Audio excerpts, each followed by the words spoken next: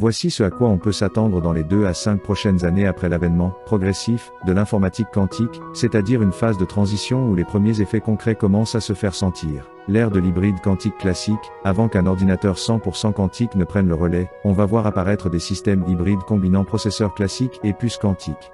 Exemple, certaines tâches, comme la modélisation moléculaire ou l'optimisation, seront confiées aux processeurs quantiques, tandis que le reste tournera sur du classique.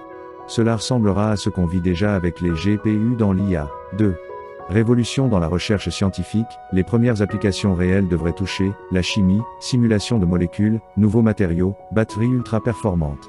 La pharmacie. Conception de médicaments simulés au niveau quantique. L'énergie, meilleure modélisation de réactions nucléaires ou chimiques. Ces domaines sont les plus proches d'un impact mesurable. 3. Avancée spectaculaire en intelligence artificielle, l'IA pourrait bénéficier de l'accélération quantique, entraînement plus rapide de modèles massifs. Nouvelles approches d'optimisation et d'apprentissage inspirées du calcul quantique.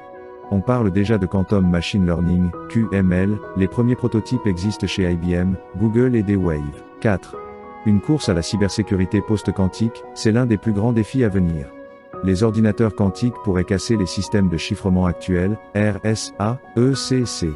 On prépare donc une cryptographie post-quantique, plus résistante, que les États et les banques vont devoir adopter avant 2030. 5. Nouveaux géants et nouvelles alliances, les 5 prochaines années verront une montée en puissance des acteurs spécialisés, IonQ, Rigetti, Quantinuum. Des alliances entre États et entreprises pour la souveraineté technologique.